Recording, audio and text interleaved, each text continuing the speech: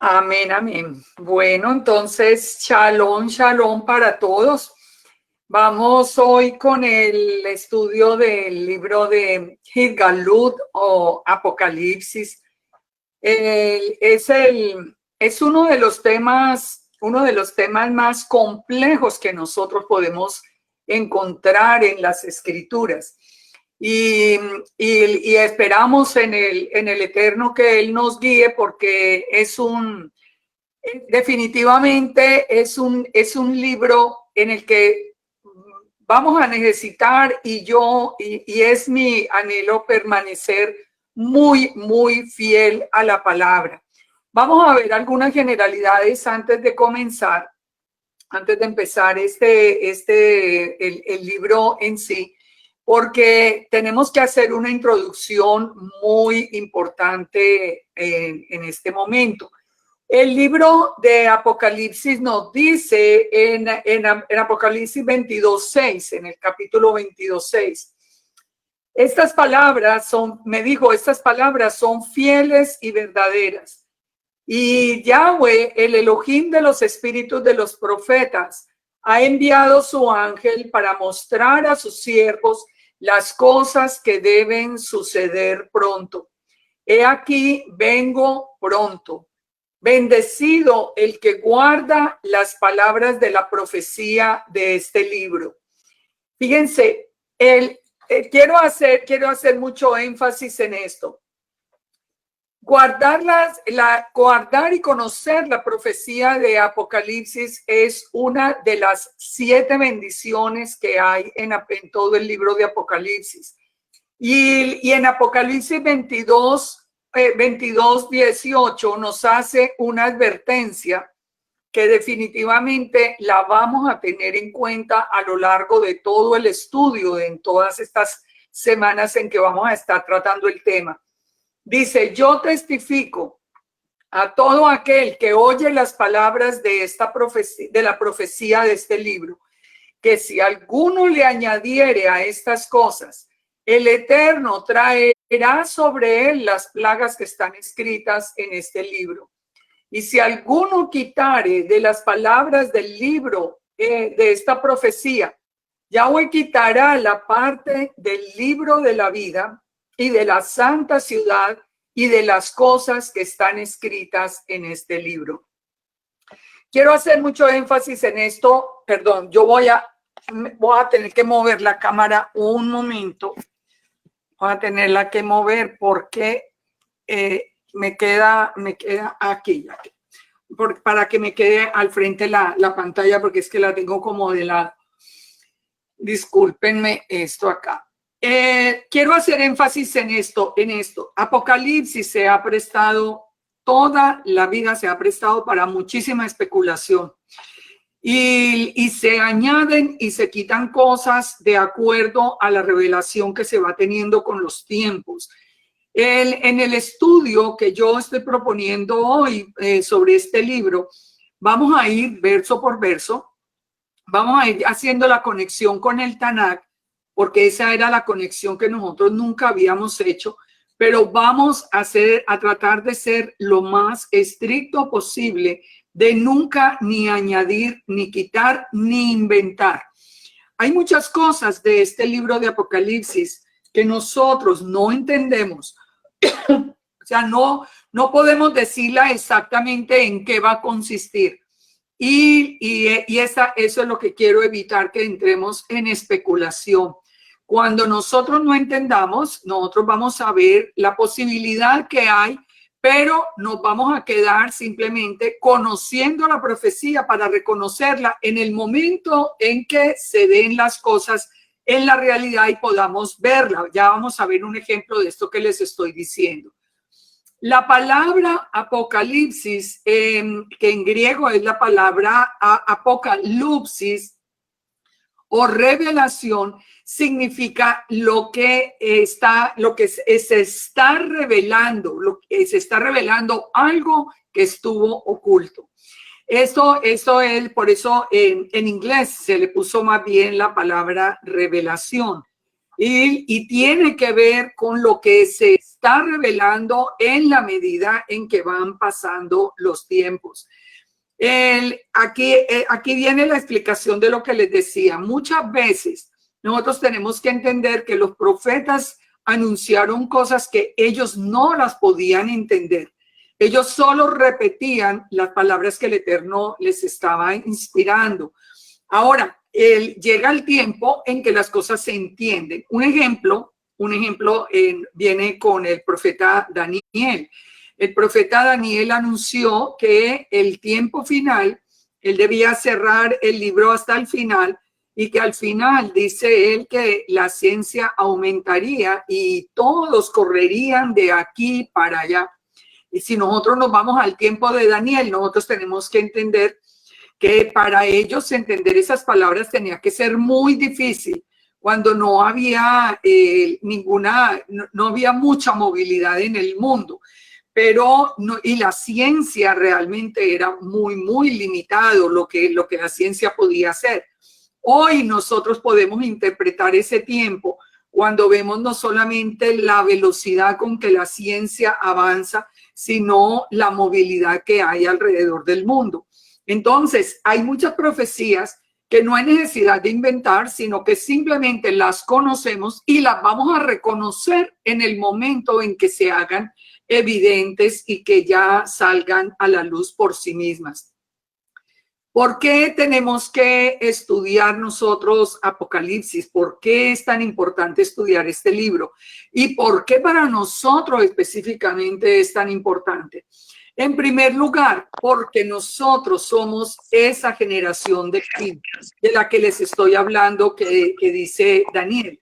Daniel 12:4 dice, cierra las palabras y sella el libro hasta el tiempo del fin. Muchos correrán de aquí para allá y la ciencia se aumentará. Nosotros ya lo vemos. Nosotros tenemos hoy la posibilidad de recorrernos el mundo en momentos porque tenemos los medios para hacerlo, de correr de un país a otro, de norte a sur, de este a oeste. No tenemos ningún problema y la ciencia, como les decía, ha aumentado de una manera extraordinaria. En segundo lugar, tenemos que estudiarlo porque nosotros somos la generación, la generación que vio reverdecer la higuera. En Mateo 24:32 nos dice, de la higuera aprended la parábola. Cuando la rama está tierna y brotan las hojas, sabéis que el verano está cerca. Así también vosotros, cuando veáis todas estas cosas, conoced que está cerca a las puertas. De cierto os digo que no pasará esta generación hasta que todo acontezca. ¿Esto qué significa? Que la generación que vio florecer la higuera, esa generación no pasará sin que todas las cosas acontezcan. ¿Cuánto es una generación? Hay muchas opiniones acerca de lo que es una generación. Se contaban 50 años, se contaban 70 años. Yo creo que hoy podemos hablar tranquilamente porque más o menos se calcula una generación por el promedio de vida de las personas.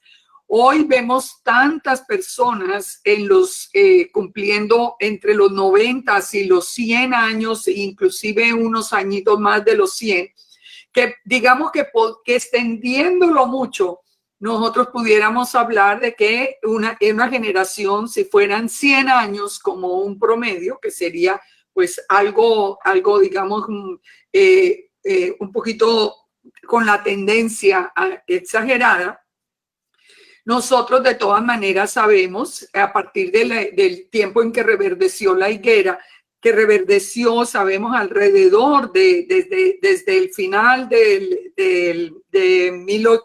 al principio de 1917 hasta 1948, cuando ya Israel definitivamente fue declarada una nación que nacía en un día tal como había sido anunciado.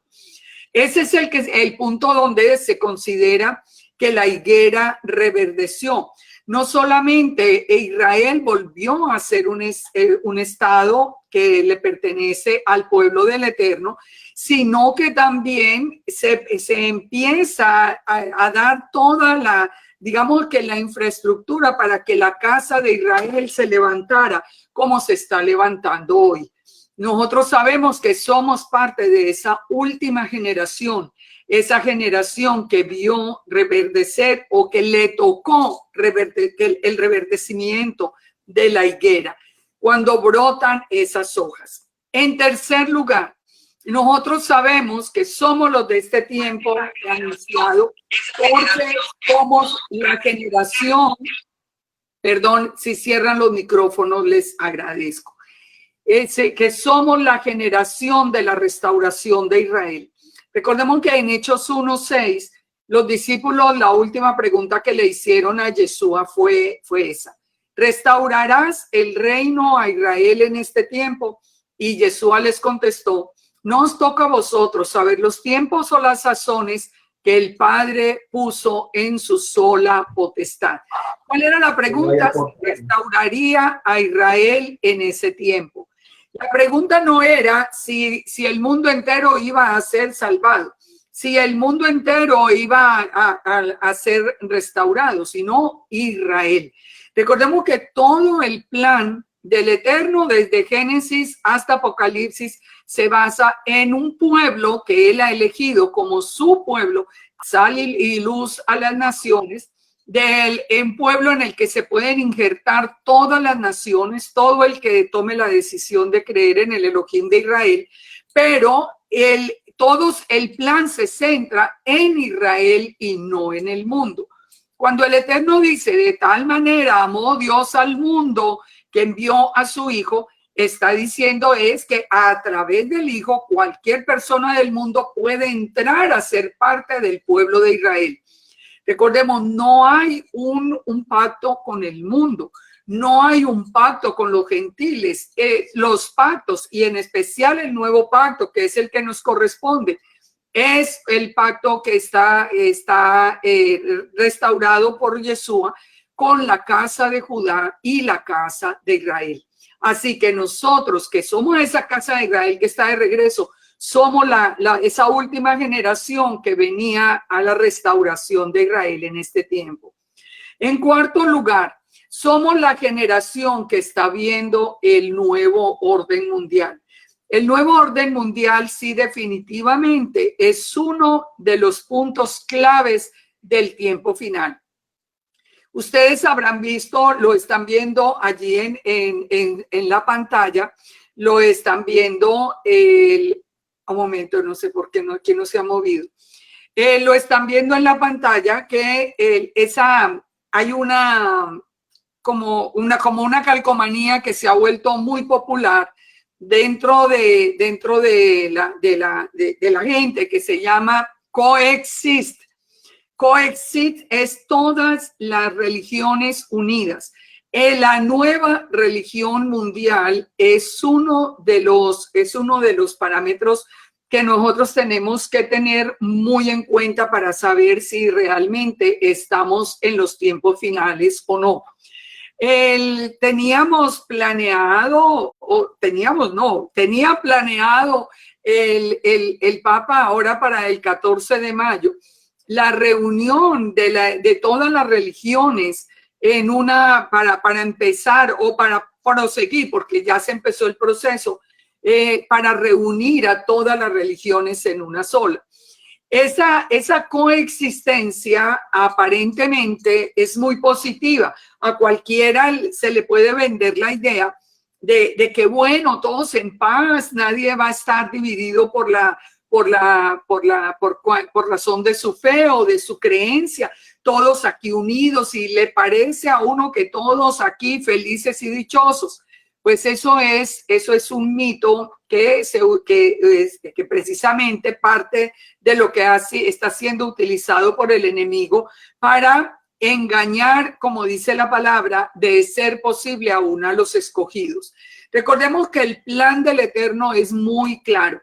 De todas las naciones, él aparta a su pueblo Israel y lo aparta con una constitución propia que es la Torá, y lo aparta para que sea sal y luz a las naciones. El Eterno nunca habló de que todas las religiones vinieran juntas. Eso viene más bien de la historia de Babel. La historia de Babel, cuando toda la humanidad aquí, ellos tratan de unirse para enfrentarse al Eterno. Porque esta unión de diferentes dioses, de diferentes creencias, ¿qué es lo que trae como a dónde apunta? Apunta al humanismo. Porque no va a ser que uno de los dioses, o sea, no es que todo el mundo va a ir detrás de Alá, o todo el mundo va a ir detrás del Eterno, o todo el mundo va a ir detrás de un Buda. No, es más bien humanismo, es poner al hombre como centro y todas las personas unirse alrededor de una sola directriz. Eso es contrario eso es contrario al plan del Eterno y no, definitivamente conocer el plan del Eterno es lo que a nosotros nos guarda de caer en esa trampa. Porque como les digo, esa trampa aparentemente es muy atractiva y pareciera que trae una palabra implícita que es paz. Y recordemos que el Eterno nos advirtió que habría una falsa paz en el final.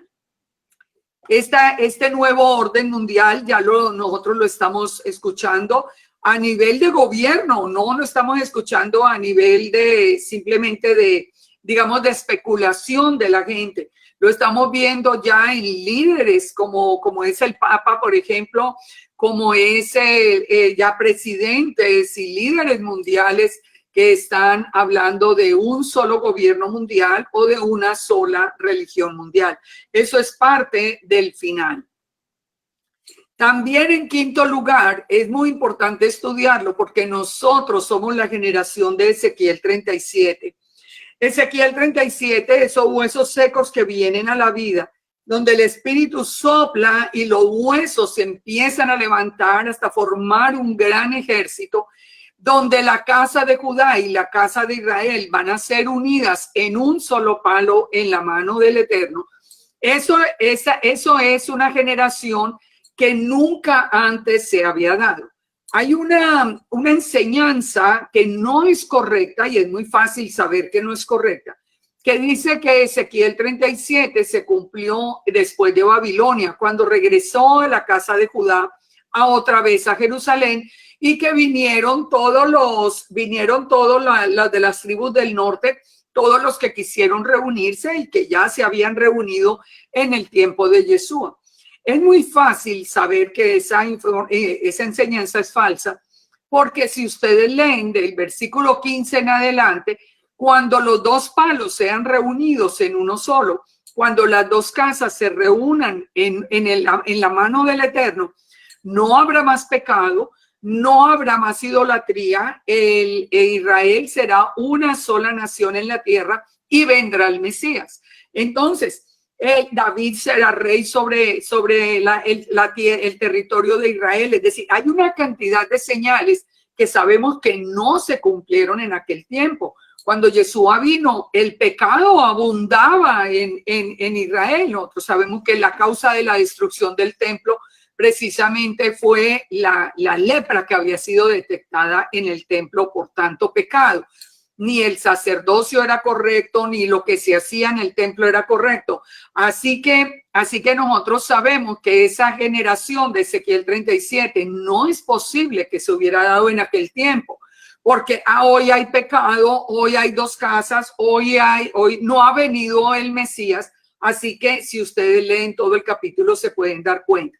Pero en cambio nosotros sí somos la primera generación, digamos, que se está levantando ya entendiendo la identidad de Israel y estamos regresando a la Torá. Somos entonces, en sexto lugar, estudiamos esto como una parte nuestra, como algo en lo que tenemos que preparar, porque somos la generación que está anunciada en el libro de Apocalipsis, que es ese remanente que tiene las dos condiciones, guarda la Torá y tiene la fe y el testimonio de Yeshua. Esa generación nunca se había dado. Judá guardaba la Torá, pero no tenía Yeshua. El cristianismo tenía Yeshua, pero no guardaba la Torá. Solo nosotros en este tiempo cumplimos con ese requisito, que además vamos a ver que no es un requisito final, sino un requisito que se había perdido desde el tiempo de Juan cuando comienza la revelación de Apocalipsis. Pero nosotros somos esa generación anunciada que ya nos estamos preparando para hacer ese remanente que va a ser recogido. ¿Por qué? Porque nosotros guardamos la Torá y tenemos la fe de Yeshua. Lamentablemente estamos viendo muchas personas unos que por un lado están dejando a Yeshua, el Yeshua que les fue revelado lo están dejando para convertirlo simplemente en un hombre más o en un rabino más. Y por otro lado vemos esa enseñanza de las 7 leyes de Noah, que es una enseñanza de odio, que es una enseñanza que tuerce el camino de Israel. Pero nosotros, los que estamos aquí reunidos, que entendemos que somos la casa de Israel, que volvimos a la Torá y que creemos que Yeshua es un ejad con el Eterno, como lo vamos a ver hoy con pruebas suficientes, somos entonces esa generación que está lista para ser recogida como el remanente final. Ahora, para nosotros comprender el libro de Apocalipsis, tenemos que tener en cuenta varias cosas. La primera, hay una diferencia muy grande entre lo que es la mente griega y la mente hebrea. Las profecías no se encuentran en orden cronológico.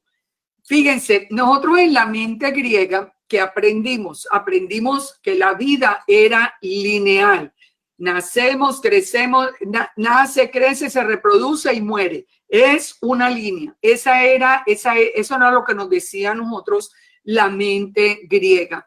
En cambio, cuando nosotros empezamos a conocer la mente hebrea, nosotros nos damos cuenta que la mente hebrea revelada por el Eterno siempre nos va a decir que es circular. Todo lo que fue será, no hay nada nuevo debajo del sol. El Eterno nos pone siempre a girar sobre el mismo eje. Vamos celebrando las fiestas nos ayudan a estar pendientes de ese tiempo final de Apocalipsis, porque nos va pasando a lo largo del año por toda la estructura anunciada en la fiesta. Nos trae a Pesa para que recordemos la salida de Egipto y nos preparemos para el segundo éxodo. Nos trae a los primeros frutos, nos trae a Shavuot para recibir el primer fruto, la nueva vida, la resurrección. Nos trae a Shavuot para recibir la unción del Ruach de santidad. De ahí nos va a llevar hasta el Yom Teruah cada año para que estemos listos por si ese es el año en que Yeshua va a regresar. En cada Yom Kippur nos está preparando para ese tiempo de juicio al mundo y llegamos a Sukkot, donde nosotros cada año estamos recordando y preparándonos para el día de las bodas del Cordero. Entonces, fíjense cómo el Eterno nos lleva, si nosotros seguimos las fiestas como están ordenadas, sin darnos cuenta, vivimos preparados para el momento en que el remanente sea recogido. Las fiestas entonces nos ayudan en esa mente hebrea que es circular. Las fiestas nos ayudan a permanecer en obediencia de acuerdo a cada una de las estaciones del año.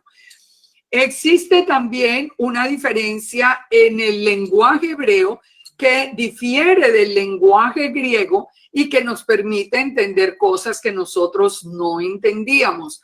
Vamos a ver algunos ejemplos muy simples que nosotros ya los hemos captado y que definitivamente nos ha ayudado a ver las escrituras de otra manera. Por ejemplo, esa expresión como ladrón en la noche. Como el ladrón en la noche en la mente griega es como si fuera sin ruido, como con mucha cautela, porque nosotros tenemos la idea del ladrón en la noche como el que entra así casi que caminando en puntilla para que nadie se despierte hasta que finalmente sorprende a la gente. Pero en la mente hebrea, la expresión del ladrón en la noche es todo lo contrario. es el intruso, el ruido sorpresivo, lo que viene. ¿Cómo lo sabemos que es así? Lo entendemos, digamos, bueno, lo sabemos porque así es en el lenguaje hebreo, pero lo entendemos cuando nos dice en la parábola, por ejemplo, de las vírgenes que prudentes y las insensatas, que las prudentes, aunque durmieron, dice, cuando escucharon el estruendo, sabían que había llegado el novio. O sea, primero estaban en la mente circular, estaban celebrando la fiesta, estaban en el día de Yom Teruah. Ellos estaban pendientes porque en ese Yom Teruah podía llegar el novio. Digamos que en un año no llegó, pues el próximo año nos volvemos a preparar. Esas prudentes estaban allí y aunque se durmieron, porque acuérdense que nos anuncia la venida a la medianoche, pero aunque se durmieron, cuando oyeron el estruendo sabían de qué se trataba. Entonces, ahí en esos detalles pequeños nosotros nos damos cuenta de una diferencia que nos ayuda a comprender lo que nosotros vamos a vivir en un tiempo que nadie conoce. Muy importante determinar esto. Nadie conoce el día ni la hora. Esto fue ordenado por el Eterno. Ni siquiera Yeshua decía, solo el Padre lo conoce el día y la hora. ¿Por qué es importante saber esto? Porque hay mucha especulación con fechas.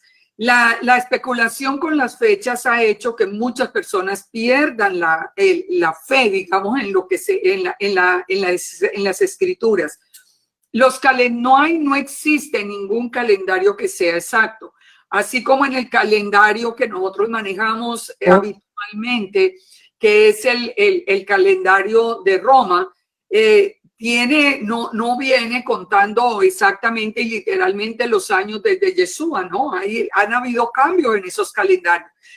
Digamos que por consenso estamos en el 2020, pero igual eso no es una fecha fija. Lo mismo pasa con el calendario hebreo. Por eso ustedes ven que se habla del año, inclusive hay muchos que hablan ya del año 6000 y pico. Nadie sabe el día ni la hora. ¿Cuál es el propósito de que nadie lo supiera? Que nosotros estuviéramos preparados. Esa es la idea del Eterno. Que nosotros estemos preparados en el momento en que ocurra. No que simplemente si nos dijeran es dentro de 10 años o dentro de 15 años, pues nos vamos a meter en el mundo por unos años tratando de estar pendientes hacia el final y eso no va a resultar. Otra expresión que nosotros teníamos muy distinta, la hemos entendido en la expresión el fin de la ley.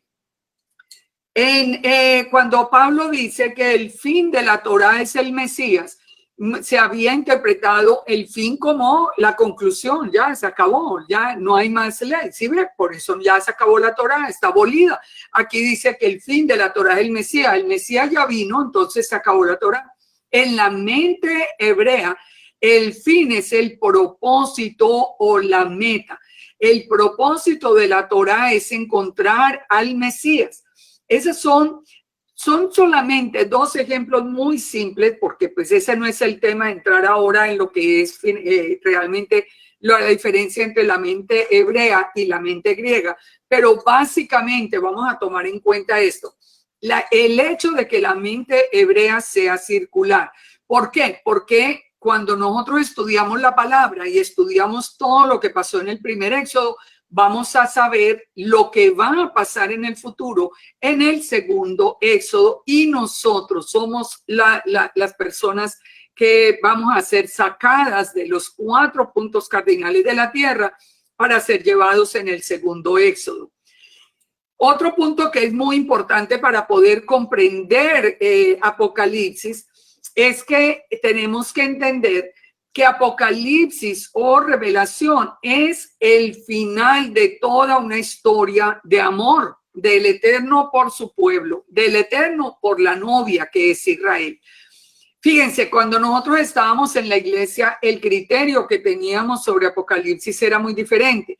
Muchas personas ni siquiera lo conocían, nunca se interesaron en el libro, porque siempre la enseñanza era, bueno, antes de que todo ese final venga, entonces la iglesia va a ser raptada y va a ser llevada al cielo. Era como si la iglesia permaneciera en el cielo esos 7 años, viendo cómo el juicio venía sobre el mundo y muy específicamente sobre la casa de Judá, que era la que se reconocía solamente como parte de Israel.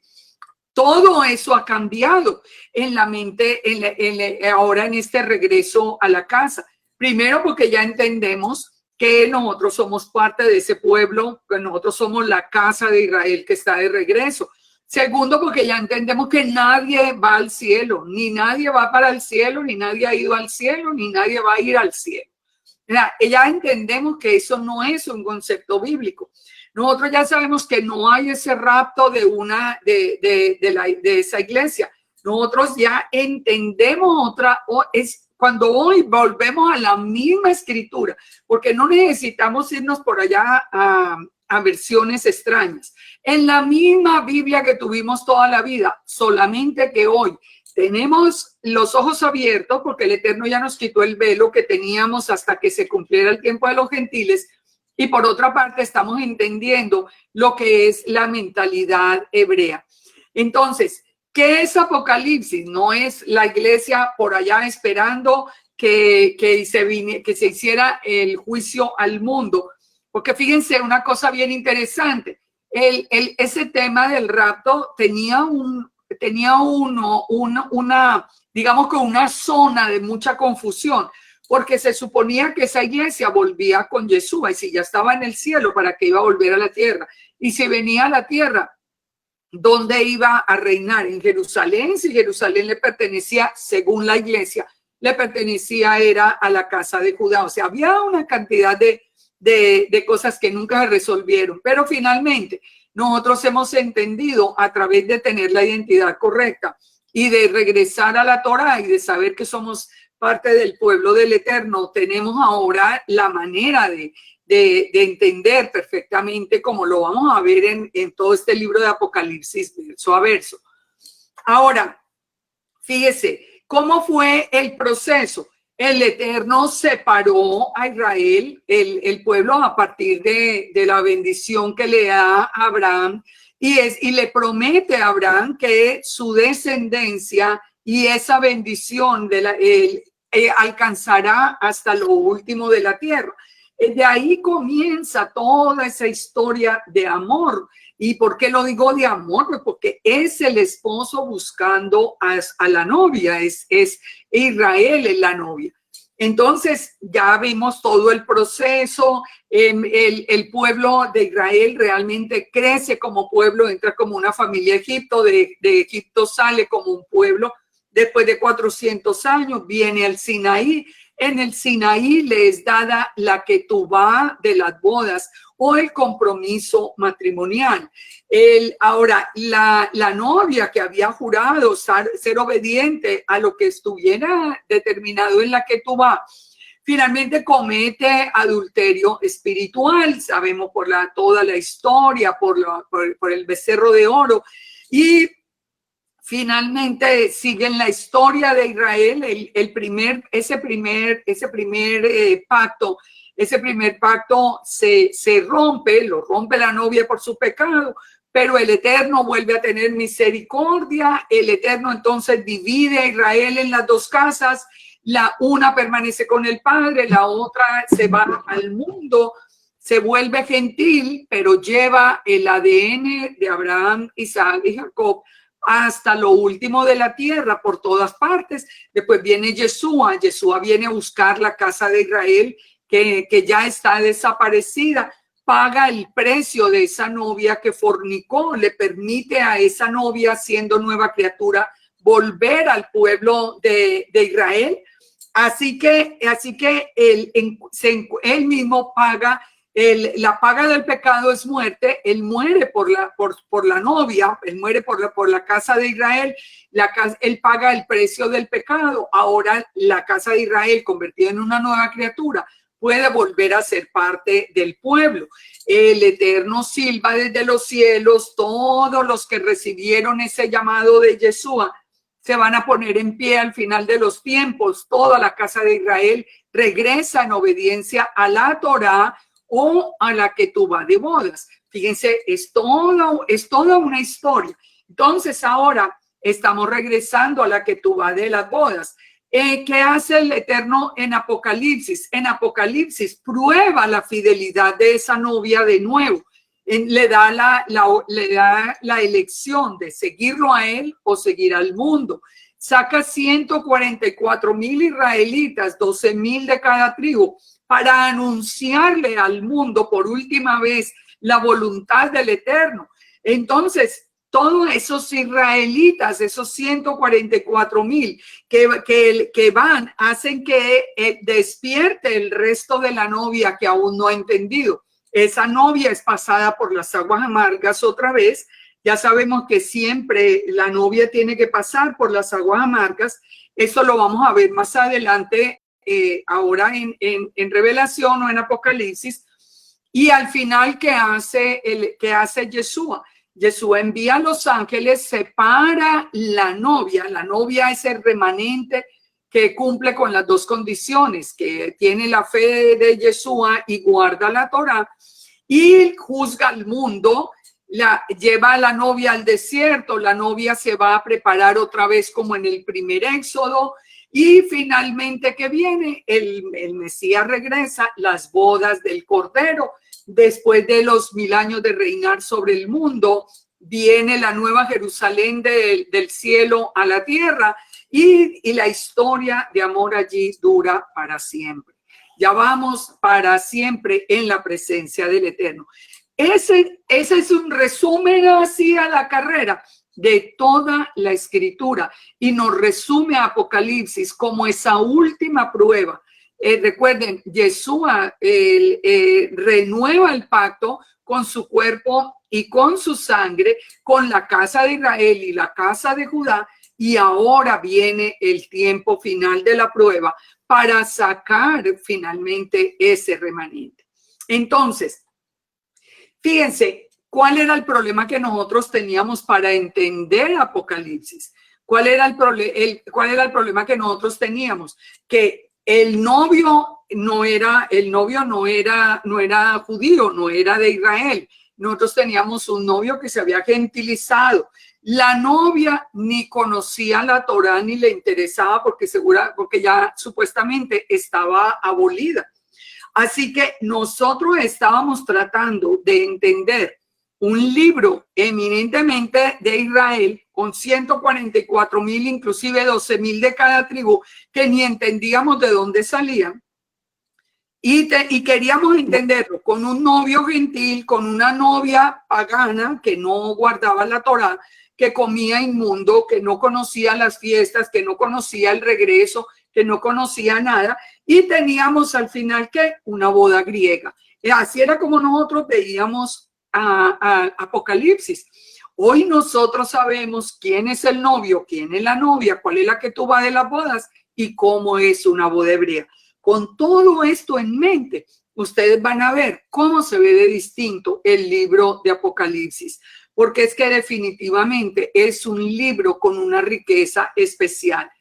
Nosotros, para poder entender el lenguaje de Apocalipsis, tenemos que tener en cuenta por lo menos 3 factores. Uno, ¿qué es la menorá? ¿Cómo es la menorá? Lo segundo, ¿cómo son los pactos del Eterno?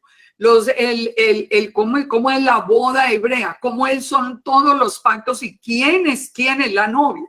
¿Quién es la novia del Cordero? Porque de eso se trata al final.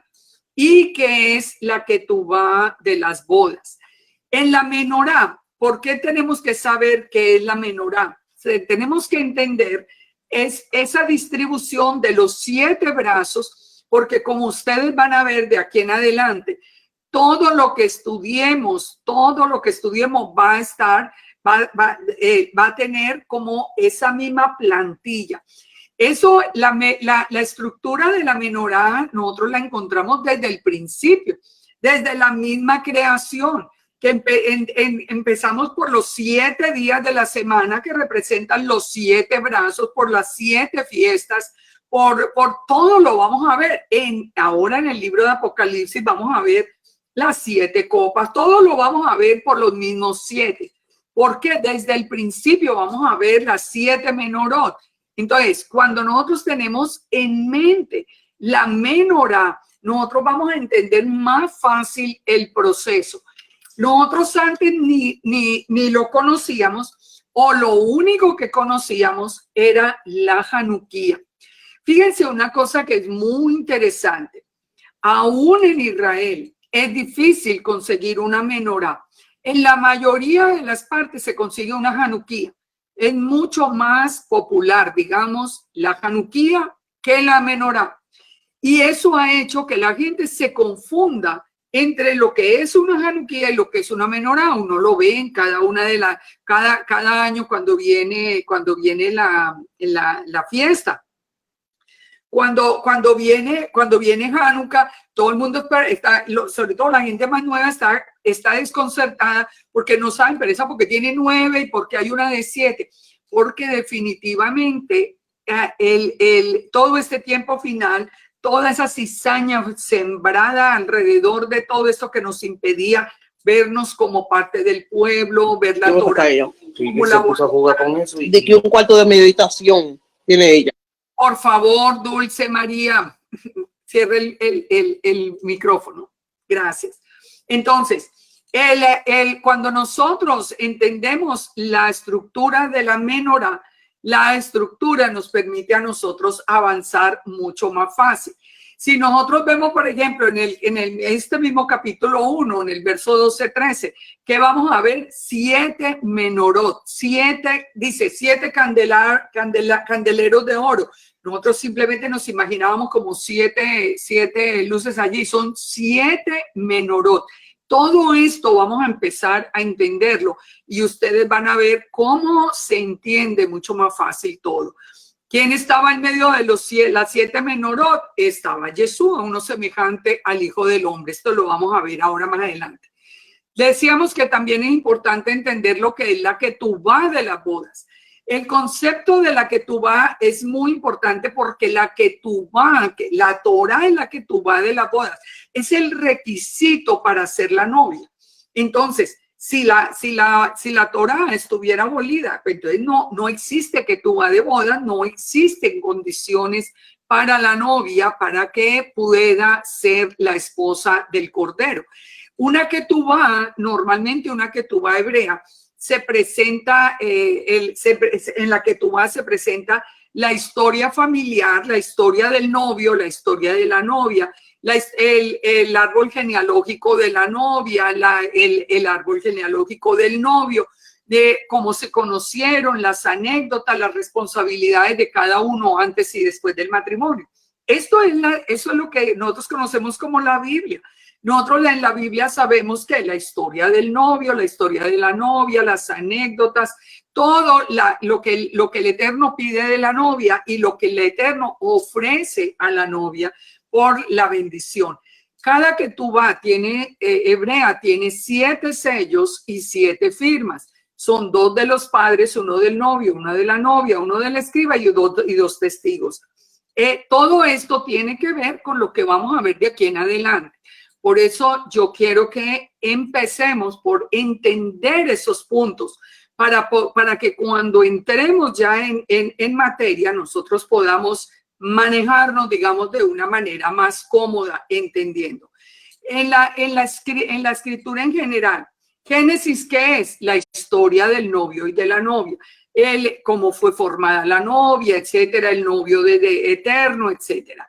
En Éxodo, ¿qué es? La historia de la novia, la formación del pueblo de Israel, la salida. En Levítico, la historia de la familia, todos los levitas, todos los sacerdotes, la estructura que tiene ese pueblo de la novia. En Números, todo el noviazgo en el desierto, digamos que las anécdotas de la novia en el desierto. Y en Deuteronomio, que nos hace un resumen de todas las responsabilidades de la novia y todas las promesas del novio. Así que cuando nosotros entramos en este estudio, entendiendo esto, como les digo, todo va a tener más sentido. Otro punto que nos hace ver Apocalipsis diferente a como lo veíamos en la iglesia es que Apocalipsis tiene 404 versos y 278 referencias al Tanakh. El Tanakh, recuerde, la Torah y los profetas. Pero como nosotros, si lo leíamos o lo estudiábamos pensando que eso era para el pueblo judío. No lo leíamos como nuestro. Entonces, ¿qué pasa? Que nunca hacíamos la conexión entre Apocalipsis y los libros del Tanakh. Hoy vamos a ver algo diferente porque ya nosotros sabemos que es un solo libro donde está la voluntad del Eterno revelada desde principio a fin. Amós 3:7 nos dice algo que es muy importante. El Eterno no hará nada sin que se lo revele a sus siervos los profetas. Nada va a ocurrir en el mundo sin que nosotros lo sepamos. ¿Por qué? Porque es una promesa del Eterno. El Eterno nunca va a hacer un juicio sin avisarlo. Por ejemplo, sabemos en el tiempo de Noé obedeció a las instrucciones. ¿Y qué pasó? Pues que pudo salir adelante del juicio que vino al mundo. Miren la diferencia con Lot. Lot fue salvado por amor a Abraham, fue salvado de la destrucción de Sodoma y Gomorra, pero la respuesta de Lot y de la familia fue más bien de resistencia y se perdió la familia y ya sabemos la consecuencia. Esto lo puse ¿por qué? Porque yo quiero que reflexionemos en que en la medida en que nosotros aprendamos las instrucciones para este tiempo final, nosotros vamos a poder no solamente estar más seguros y más tranquilos, sino que vamos a tener la seguridad de salir adelante, porque no va a ser en las fuerzas nuestras, sino en la protección del Eterno. Hay algunos errores que son comunes al estudiar Apocalipsis y es pensar que todo lo de Apocalipsis es alegórico. No, es que todo hay que interpretarlo, no. También pensar que todo es literal. Ni todo es literal, ni todo es alegórico.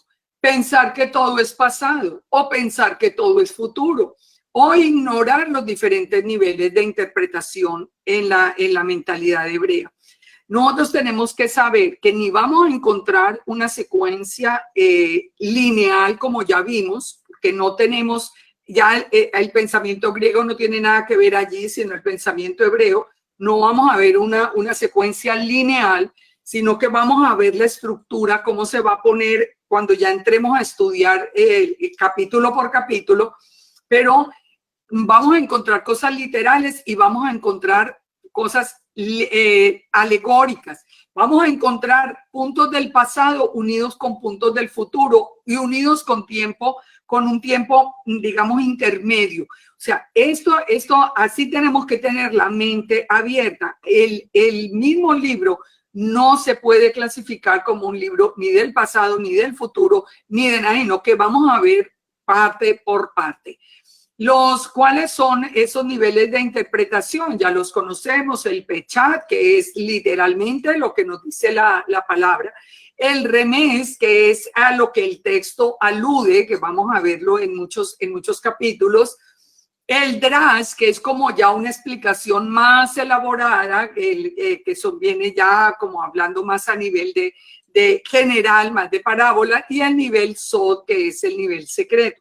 Todo esto lo vamos a ver a lo largo del estudio. El libro de Apocalipsis, entonces, es un manual de instrucción, es un manual de preparación mental, psicológica y espiritual. No es para aterrorizar, todo lo contrario, es para nosotros saber qué hacer. Es para nosotros saber dónde ubicarnos, para nosotros saber diferenciar las señales de los tiempos y saber cómo ponernos bajo la protección del Eterno. Esto es lo que vamos a ver de aquí en adelante, es un manual de instrucciones. En el capítulo 1, que es el que tenemos hoy, en el verso 3 nos dice que bendecido el que lee y los que oyen las palabras de esta profecía y guardan las cosas que están escritas, porque el tiempo está cerca. Entonces, ¿qué nos está diciendo? Que si nosotros le ponemos atención al libro, pero como manual de instrucción, entonces, ¿qué va a pasar? Nosotros vamos a saber en todo momento qué hacer. Nada nos va a tomar por sorpresa. Inclusive ustedes se van a dar cuenta que más adelante podemos establecer puntos en los que ya sí podemos empezar a contar días, a contar literalmente días uno detrás del otro hasta que ocurra lo siguiente, pero nosotros lo podemos anticipar. Pero todo esto lo vamos a ir aprendiendo. Nosotros aprendimos muchas distorsiones por no seguir precisamente las instrucciones al pie de la letra lo que nos dice la palabra.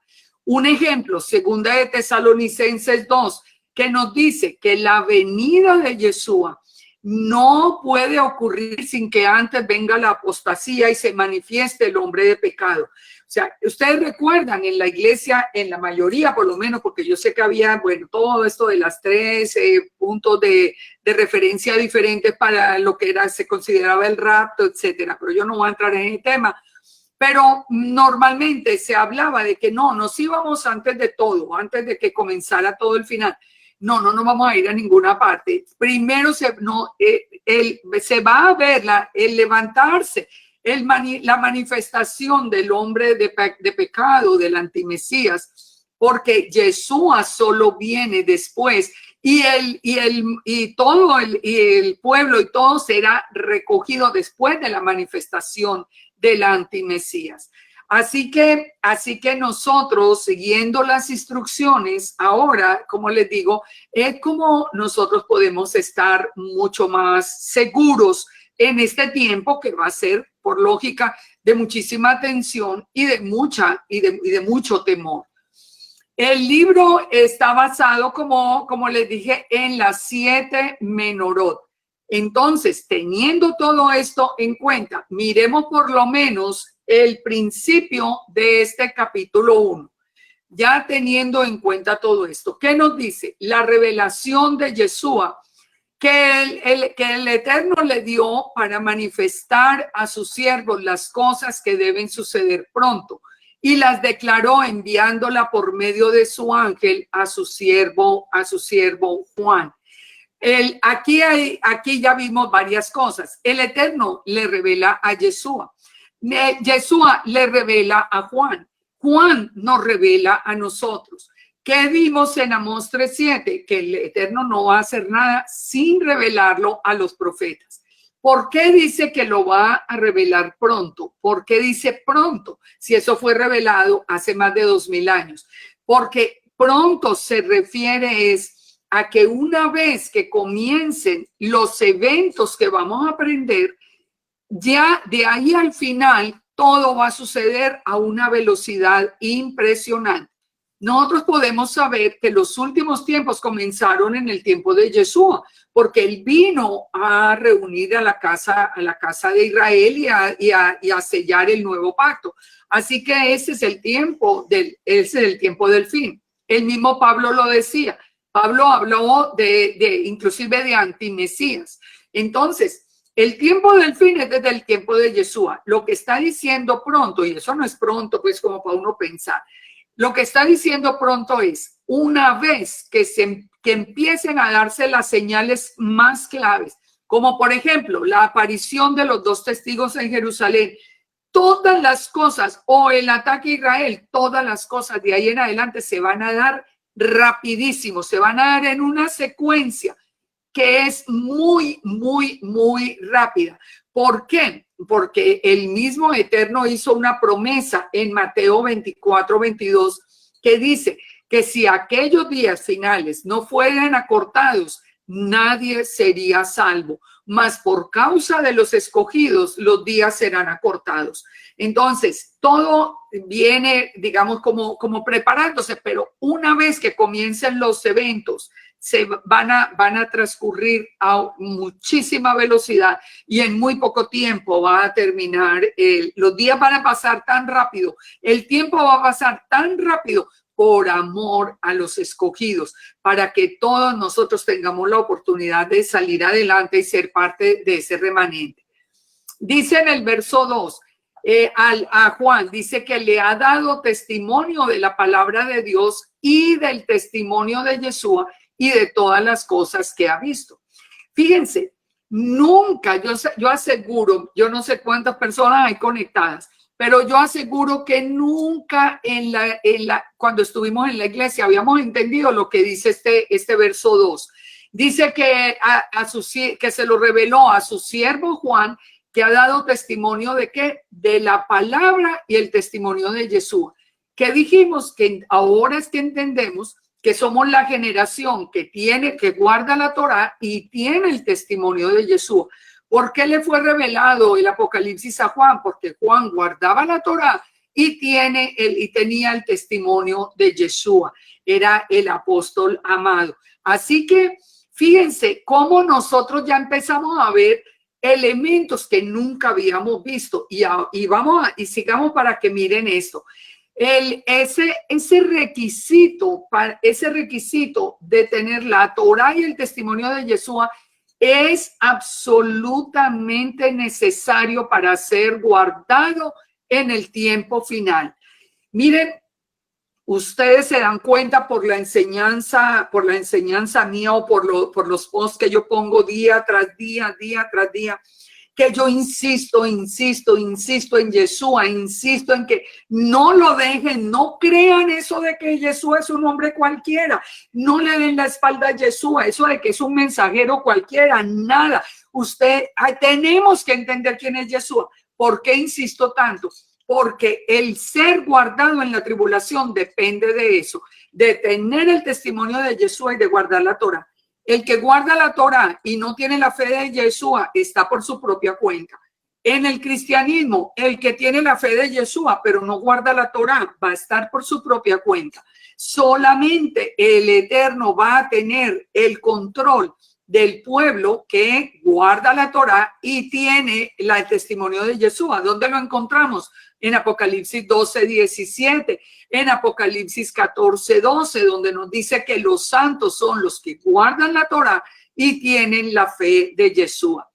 Entonces volvamos al verso 3 de Apocalipsis. Bendecido el que lee y los que oyen las profecías, las palabras de esta profecía y guardan las cosas que están escritas, porque el tiempo está cerca. Ya lo explicamos.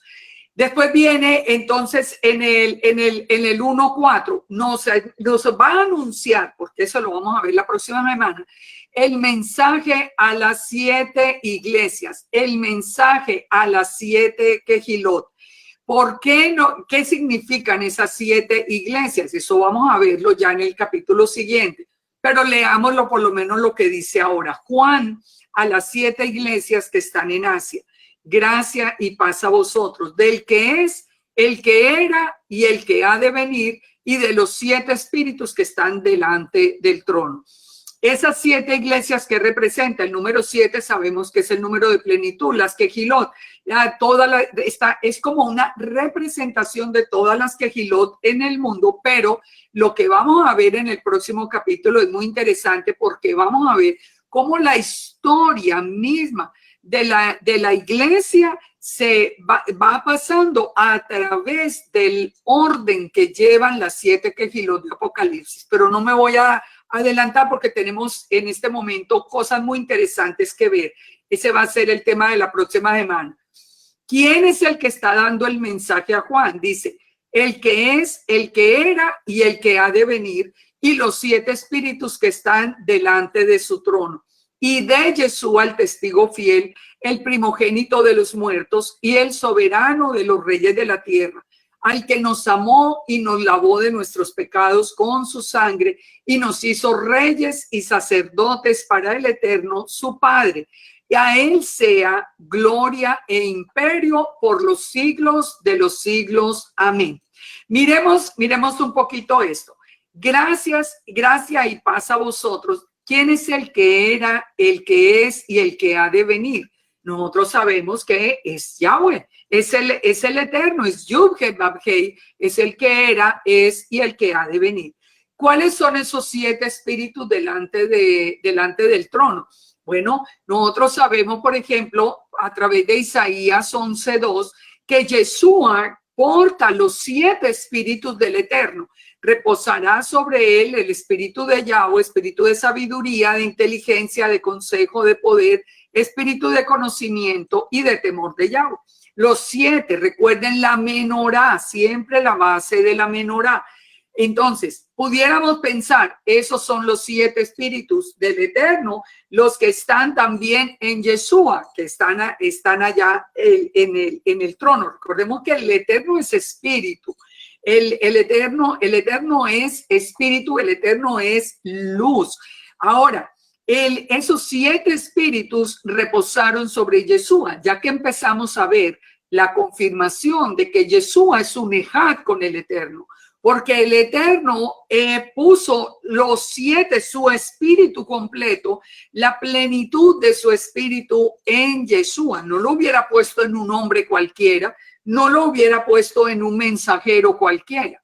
Lo puso en su palabra que iba a enviar. Ahora, hay otra respuesta que ustedes la encuentran mucho, sobre todo en la tradición judía, que de todas maneras la propongo pues para que lo sepamos. ¿Quiénes serían esos 7 espíritus delante del trono? Los 7 arcángeles de los que nos habla la tradición judía, basado en el libro de Enoc. Eso ya no es basado en la escritura, pero nos habla de que hay 7 arcángeles: Gabriel, Mijael, Rafael, Uriel, Raguel, Remiel y Saraquel. Esto es, como les digo, la tradición, pero vamos a ir resumiendo todo para que tengamos, digamos, que de cómo analizar y de dónde escoger. Nos sigue diciendo, y de Yeshua, o sea, del que es, el que era y el que ha de venir, del Eterno, con los 7 espíritus, y de Yeshua, el testigo fiel, el primogénito de los muertos, el soberano de los reyes de la tierra. ¿Qué significa la palabra testigo fiel? La palabra en griego, recordemos que el Nuevo Testamento o el Pacto Renovado fue escrito en griego. Hay traducciones ahora hebreas, pero son traducciones simplemente del griego. No es que se tengan originales. Es la palabra testigo fiel en griego, es la palabra mártir.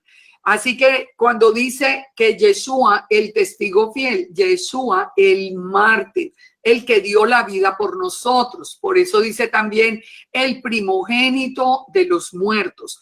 ¿Por qué es primogénito de los muertos si muchos resucitaron antes que Yeshua? Porque los que resucitaron antes que Yeshua volvieron a morir, como todo el mundo. Todos tienen que morir, y una sola vez, y después el juicio. Ellos resucitaron, pero murieron después. El mismo Lázaro, nos dice la palabra que los fariseos lo mataron pocas semanas después. Lo buscaron ya para matarlo. Ahora, Yeshua murió, resucitó y vive para siempre. Él es el primogénito de los muertos. Dice, yo soy la resurrección y la vida. El que cree en mí, aunque esté muerto, vivirá. Es el soberano de los reyes de la tierra. ¿Yeshua es el soberano de los reyes de la tierra hoy? No, de ninguna manera. Eso va a ser al final. Al final, nosotros a veces hablamos pues muy emocionados de hoy, pero no, nosotros, los reyes de la tierra no lo tienen a él por rey. Ahora, en su venida, él sí va a ser el soberano de los reyes de la tierra. ¿Dónde lo encontramos? Apocalipsis 17:14. Pelearán contra el Cordero los vencerá, porque él es Señor de señores y Rey de reyes. Él va a ser el Rey de reyes, también en Apocalipsis 19:16. Él es el Rey de reyes. Nos sigue también identificando a Yeshua este capítulo, diciendo que fue el que nos amó y el que nos lavó de nuestros pecados con su sangre. ¿Por qué? ¿Por cuál pecado murió Yeshua? Por el pecado que había cometido Israel, abandonando la identidad, abandonando la Torá, fornicando con dioses paganos. Él murió por ese pecado, que era un pecado de muerte. ¿Qué pasó después de ese pecado? Él Él nos vuelve a traer al pueblo que en Éxodo 19 fue en palabras del Eterno, fue mencionado como el pueblo de reyes y sacerdotes para Elohim. Entonces, él muere nosotros podemos volver al pueblo y ya como parte del pueblo, por eso dice que nos hizo reyes y sacerdotes para Elohim, su Padre. Esto lo logró como devolviéndonos la identidad israelita, porque Éxodo 19 dice que solo el pueblo de Israel es el que es el pueblo de reyes y sacerdotes. Ustedes lo pueden leer desde Éxodo 19:5. ¿Cuál es la condición para hacerlo? Si ustedes le dan oído a mi voz y si ustedes guardan mi pacto, es decir, si ustedes escuchan mi Torah, escuchan mi voz y guardan la Torah, guardan el pacto, ustedes serán mi especial tesoro, porque mía es la tierra, y vosotros me seréis un reino de sacerdote y gente santa. Estas palabras se las dirás a quién, a los hijos de Israel. Esas palabras no son para una iglesia gentil, ni son para el mundo, ni son para nada. Nosotros tenemos que enfocarnos en Israel, porque como les dije al principio, la restauración no es para el mundo, es para Israel. A él, entonces termina diciendo, a él sea la gloria, el imperio por los siglos de los siglos. Amén. Dice el verso 7, he aquí que viene con las nubes. Aquí nos sigue hablando de Yeshua. De Yeshua que nos dice que va a venir con las nubes. Por eso en Mateo nos dice, si decía el mismo Yeshua, si les dicen que está en el desierto, allá no vayan. Si les dicen que está en tal sitio, no salgan. ¿Por qué? Porque nos está advirtiendo que Él viene en las nubes y que todo ojo lo verá. Hoy nosotros podemos entender, por ejemplo, cómo es que todo ojo lo va a ver, porque ya sabemos por los mismos medios de comunicación que tenemos, todo el mundo lo verá. Y también dice, los que le traspasaron y todos los linajes de la tierra harán lamentación por él. Esta palabra que encontramos acá en ese capítulo 1, los que todo ojo lo verá cuando venga y lo verán los que lo traspasaron. ¿De qué nos está hablando? Nos está hablando de Zacarías 12:9, de la profecía. En aquel día, dice, yo procuraré, dice el Eterno, destruir a las naciones que vengan contra Jerusalén. Y derramaré sobre la casa de David y sobre los moradores de Jerusalén. Esta es la restauración de la casa de Judá. Y dice que en un solo día toda la casa de Judá conocerá a Yeshua, porque cuando las naciones vengan sobre Israel y ataquen a Israel, la casa de David, que es la casa de Judá, dice, levantarán los ojos al cielo y mirarán a mí, dice Yahweh, Aleph Tab, a quien traspasaron, y llorarán como se llora por hijo unigénito, afligiéndose como se aflige por el primogénito. ¿Quién es el traspasado? Yeshua. Cuando ellos vean el traspasado, ¿qué van a entender? Que él es Yahweh. Eso es lo que van a entender, porque el Eterno dice, mirarán a mí, Aleph Tab, a quien traspasaron. No son dos distintos. No es que el Eterno es uno y el otro es un mensajero que vino. No, la palabra nos está diciendo muy claro. Ahora nos dice que habrá llanto y que la tierra lamentará cada linaje aparte. Los descendientes de la casa de David, por sí las mujeres, o sea, toda la casa de Judá, separados los hombres de las mujeres, como están hoy en Israel, en el muro de los lamentos. Ellos todos harán lamentación, cada linaje aparte. Por eso Apocalipsis nos está tomando las mismas palabras. Él viene en las nubes y todo ojo lo verá, y los que le traspasaron y todos los linajes harán lamentación por él. O sea, ellos lo tienen que reconocer antes de que venga. Cuando venga, ellos van a saber, ellos ya lo habrán reconocido. Entonces, en Zacarías 13, por ejemplo, después de ya ellos reconocer los que dice que habrá un manantial abierto para la casa de David, que se quitarán las imágenes, o sea, viene la restauración de la casa de Judá. la restauración. Ustedes la pueden leer, Zacarías 12, 13 y hasta el 14, que es ya la venida. Por eso sabemos que primero ellos van a ver al que traspasaron, van a llorar y lamentarse, y viene entonces el Mesías. Vamos al versículo 8. Yo soy el Aleph Taf, el alfa y la omega, en griego, pero el Aleph Taf, el principio y el fin, dice el Señor. En la escritura dice en griego el Kyrios, el Señor, el que es, el que era y el que ha de venir, el Todopoderoso. Aquí, como de quién está hablando del Eterno, está hablando de el Todopoderoso. ¿Cómo lo podemos llamar en hebreo? El Elión o el Shaddai, el Todopoderoso. En Génesis 17, por ejemplo, él se presenta como el Todopoderoso y se presenta como el Shaddai y se presenta delante de Abraham. Muy interesante, porque aunque está diciendo, y aquí nosotros lo enfocamos directamente en el Padre, cuando se presentó en Génesis 17 delante de Abraham y se identificó como el Shaddai, era una imagen visible de Elohim. Por lo tanto, ¿quién era? Yeshua. Entonces, ¿estamos hablando del Eterno o estamos hablando de Yeshua? Es que son un ejad, son el mismo.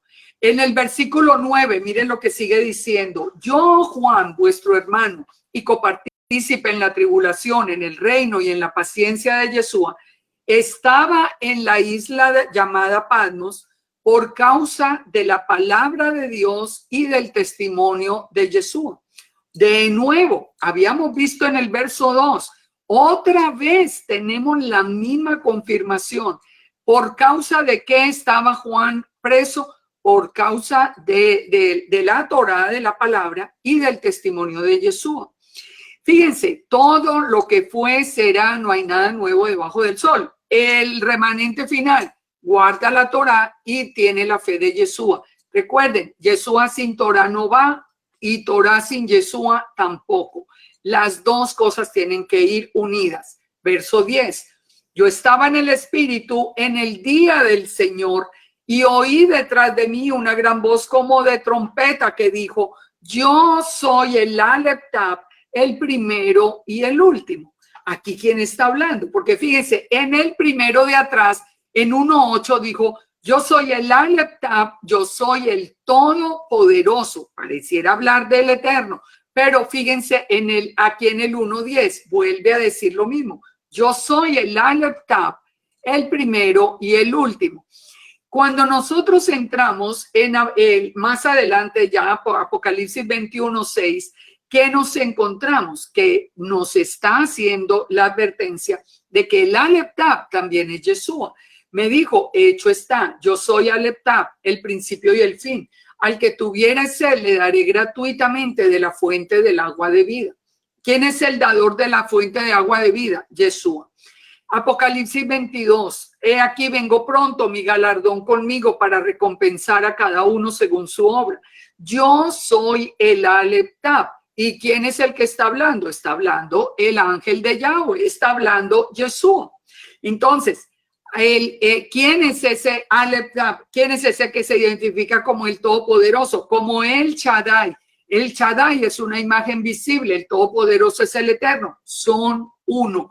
No hay duda, no hay duda. Cuando entendemos eso, todas las cosas tienen sentido.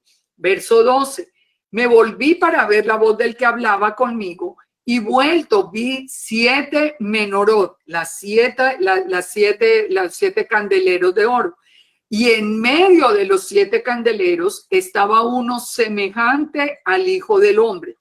Aquí, ¿de quién nos está hablando? Lógicamente de Yeshua. ¿Por qué lo llama el Hijo del Hombre? Porque así lo llamó Daniel cuando recibió delante del Eterno toda autoridad en los cielos y en la tierra. Aquí nos dice que Juan vio al Hijo del Hombre vestido de una ropa que llegaba hasta los pies y ceñido por el pecho con un cinto de oro. Entonces, vamos a ver esta revelación que tiene Juan. En medio de las 7 menorot el Hijo de Hombre y vestido con una ropa y ceñido con un cinto de oro. Entonces, bueno, ya vimos, Yeshua es el Aleph Tav, el Eterno es el Aleph Tav. Ahora, fíjense, si nosotros nos vamos hasta la misma creación, nosotros entendemos algo muy importante con el Aleph Tav. Nosotros entendemos cuando vemos la primera afirmación de Bereshit, cuando nos dice Bereshit bara Elohim Aleph Tav hashamayim be Aleph Tav haaretz. Esto que se ha traducido como et, que al final le cuenta no se pronuncia, es Aleph Tav. Ustedes lo pueden ver ahí mismo y lo pueden ver en el hebreo muy claro. ¿Quién es Aleph Tav cielos? ¿Quién es Aleph Tav tierra? El primer verso nos habla de Aleph Tav cielos y Aleph Tav tierra. En el principio, Elohim creó Aleph Tav y nos habla de Aleph Tav cielos, Aleph Tav tierra, haciendo una referencia lógicamente al Eterno y a Yeshua, que son uno solo. Ya vimos que no aparece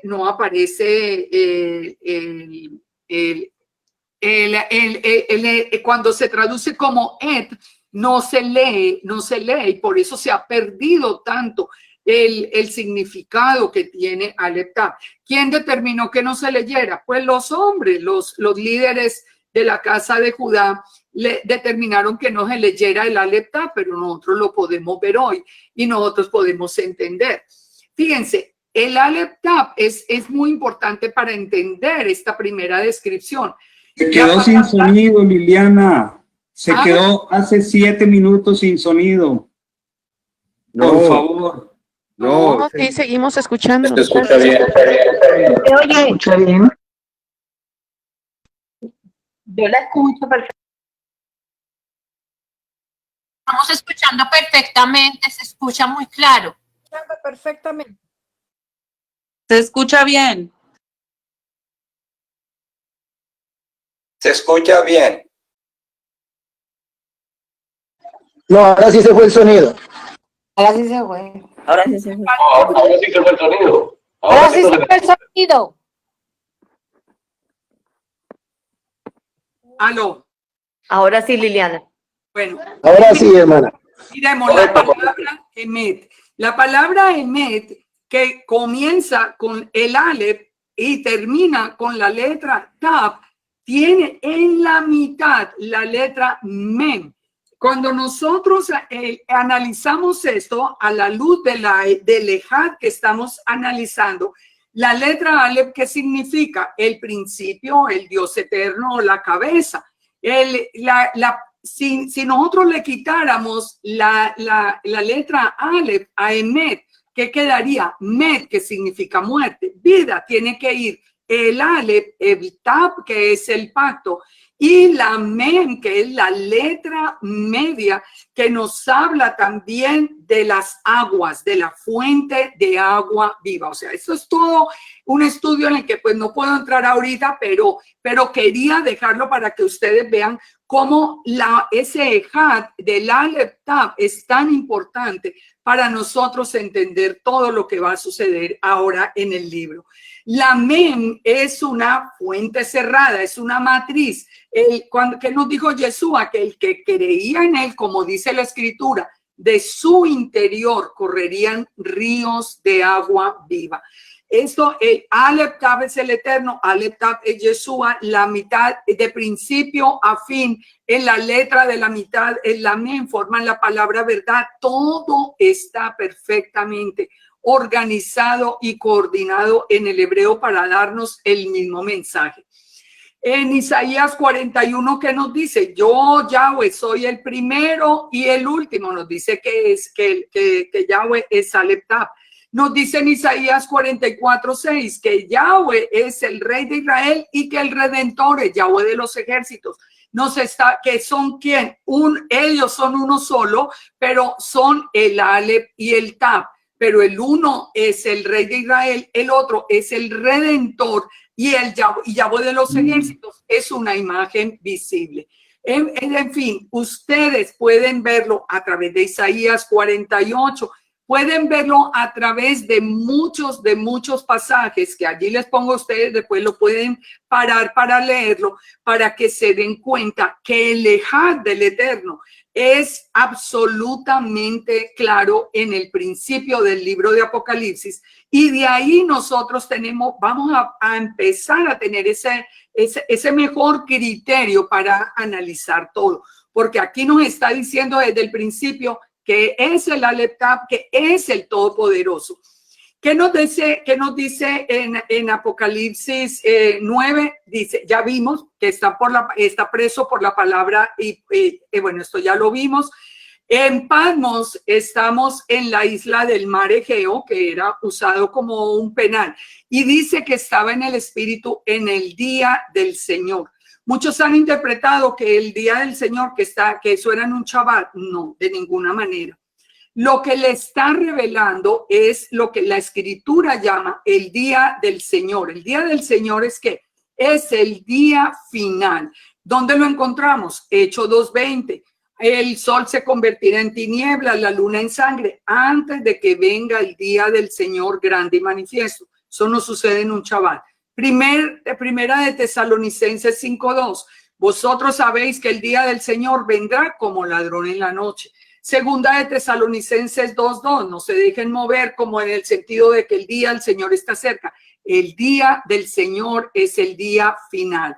Segunda de Pedro. Dice, pero el día del Señor vendrá como ladrón en la noche, en la cual los cielos pasarán con gran estruendo. Entonces, ¿en qué era lo que él dice que él estaba en el día del Señor? ¿Qué quiere decir? Que el Eterno le estaba mostrando a él, le estaba mostrando todo el final. O sea, lo llevó al tiempo final. Dice en el verso 10, yo estaba en el Espíritu y oí detrás de mí una gran voz de trompeta que decía, de nuevo, soy el Aleph Tav, el primero y el último. Por eso les digo, ese concepto de Aleph Tav es claro. En el primer capítulo lo repite tanto porque es entender ese Had nos quita una cantidad de errores que teníamos en la interpretación del Apocalipsis. Escribe en un libro lo que ves y envíalo a las 7 iglesias que están en Asia. En medio ya lo vimos, en medio de los 7 candeleros. Ahora miremos la descripción del Hijo del Hombre. Está vestido de una ropa que llegaba hasta los pies, ceñido por el pecho con un cinto de oro. La cabeza y los cabellos eran blancos como blanca lana, como nieve. Pongan atención a estas palabras, recuérdenlas por un momento. Los cabellos blancos como blanca lana, como nieve. Los ojos como llama de fuego. Los pies semejantes al bronce bruñido, refulgente como un horno, y su voz como estruendo de muchas aguas. Tenía en su mano derecha 7 estrellas. De su boca salía una espada aguda de 2 filos, y su rostro era como el sol cuando resplandece con fuerza. Ahora, miremos entonces esto. Con ropas hasta los pies y ceñidos con el cinto de oro, ¿de qué nos hablan? De las vestiduras sacerdotales. Eso lo podemos nosotros encontrar en la Torá. La cabeza y los cabellos eran blancos como blanca lana. Miremos la visión de Daniel 7. Pongan atención a esto. Estuve mirando hasta que fueron puestos tronos, en plural, y se sentó un anciano de días, cuyo vestido era blanco como la nieve y el pelo de su cabeza como lana limpia. ¿Quién es el que vio, el que dice de Daniel, que vio con los cabellos blancos como la nieve y vestido de blanco? Al anciano de días. ¿Quién es el anciano de días? El Eterno. Pero recordemos un momentico, el anciano de días, el Eterno es espíritu. No tiene forma, no tiene una forma física. Sin embargo, ¿a quién estaba viendo Daniel que lo llama el anciano de día? Porque lo ve con la misma, los mismos cabellos con que Juan está viendo a Yeshua. Y entonces dice, y su trono como llama de fuego y las ruedas del mismo fuego ardiente. Aquí volvemos a ver el Ejad. Aquí volvemos a ver porque ahora le traen la palabra, está el Eterno. Recuerden, Jesús es una imagen visible del Eterno que es invisible.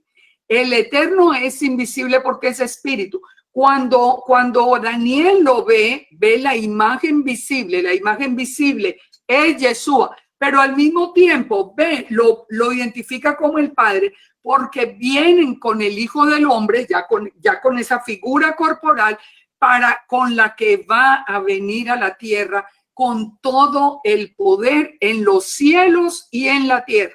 O sea, es un nejat completo, no es una confusión, es un nejat. Cuando tenemos en la mente el nejat, es perfecto. Ahora, dice que sus ojos en la visión de Juan es como llamas de fuego. ¿Qué significa el fuego? Es la sabiduría, el conocimiento perfecto. ¿Por qué? Porque Deuteronomio nos dice que Yahweh es fuego consumidor. Él es un Dios celoso. Nuestra fe tiene que ser sometida a la prueba del oro, que se prueba ¿con qué? Con fuego. O sea, el Eterno probándonos a nosotros a través de los ojos, porque Él puede ver hasta lo profundo de nuestra existencia. Recuerden que nada le es oculto. Los pies como bronce bruñido. ¿Qué significa que los pies de Yeshua se vieran en esa descripción de Juan, en esa descripción celestial de Yeshua como bronce bruñido? El bronce bruñido es tan apreciado como el oro, nos dice Esdras 8:27. En Daniel 10:6 nos da la misma descripción. Su cuerpo era como de berilo, su rostro parecía un relámpago, sus ojos como antorcha de fuego, los brazos y los pies como del color de bronce bruñido, y el sonido de sus palabras como el estruendo de una multitud. El mismo que vio Juan es el mismo que vio Daniel, y es el mismo también que vio Ezequiel. El bronce bruñido, ¿de qué nos habla? De algo que no cambia, de algo inmutable. Él y su palabra son los mismos ayer, hoy y para siempre. Recordemos que no hay ningún cambio. Él es inmutable. En Ezequiel 1:24, también el profeta Ezequiel lo vio de la misma manera que lo vio Juan.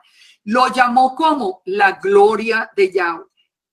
Yeshua confirmó ser la gloria de Yahweh. Sí, él dijo: Padre, yo te doy gracias por la gloria que tuve contigo antes de que el mundo fuera. Él mismo reconoció ser eterno y ser la gloria de Yahweh. ¿Cómo lo vio el profeta Ezequiel? Dice: oía el ruido de sus alas como un ruido de nube, como la voz del Shaddai, la voz del Todopoderoso. Y nos dice también que tenía una apariencia humana. Entonces, está el Eterno es uno, no hay dos seres divinos, no hay sino uno, pero hay una imagen visible que es también Aleptab, que es también el que tiene esa apariencia humana. El Salmo 29 que nos dice que la voz de Yahweh sobre muchas aguas, truena el Dios de gloria, Yahweh sobre las muchas aguas. Siempre se oye como una voz que se escucha sobre muchas aguas, sobre muchas aguas. ¿Quiénes son identificados con las muchas aguas? Los muchos pueblos, la voz del Eterno. Tenía en su diestra 7 estrellas, ¿qué significa? La autoridad sobre todos los ángeles. Recordemos que hay millones de ángeles, eso lo vamos a ver. Tiene millones de ángeles, pero tiene toda la autoridad. Yeshua tiene toda la autoridad sobre todos los ángeles. El misterio de las 7 estrellas que has visto, dice en el verso 20, en mi diestra, y de los 7 candeleros de oro. Las 7 estrellas son los ángeles de las 7 iglesias, y las 7 menorot son las 7 iglesias. De su boca salía una espada aguda de 2 filos. ¿Qué era lo que salía de la boca de Yeshua? La palabra. En Hebreos 4:12 nos dice que la palabra de Elohim es viva, eficaz y más cortante que toda espada de dos filos, que penetra hasta partir el alma, el espíritu, las coyunturas, los tuétanos y discierne los pensamientos y las intenciones del corazón. En el Salmo 19:7, que nos dice que la Torá de Yahweh es la que convierte el alma. O sea, por eso es espada de dos filos. Que dice que el rostro era como el sol cuando resplandece con fuerza. Malaquías 4:2 dice: a todos los que teméis mi nombre nacerá el sol de justicia. Malaquías llama a Yeshua el sol de justicia. Y dice, y en sus tzitziot, porque aquí dice en sus alas, pero en la palabra los tzitziot, traerá salvación. Y vosotros saldréis y saltaréis como becerros en la manada. Entonces termina ya Juan diciendo: cuando le vi, caí como muerto a sus pies, y él puso su diestra sobre mí diciendo: no temas. De nuevo, ¿qué le está diciendo? Yo soy el Aleph Taf. Por eso les digo, el capítulo 1 de Apocalipsis, sin entender el Aleph Taf, que el Yahweh es Aleph Taf, que Yeshua es Aleph Taf, que los dos son uno, es imposible de entender. Yo soy el Aleph Taf. Y ahora miren lo que nos va a decir para confirmar que es Yeshua. El que vivo y estuve muerto. El que vivo y estuve muerto. ¿El Eterno puede morir? No, el Eterno es espíritu. Esa imagen visible, esa en figura de hombre que vino, la palabra hecha hombre, ese fue el que vivió y estuvo muerto. Mas he aquí, dice Yeshua, que vivo por los siglos de los siglos. Amén.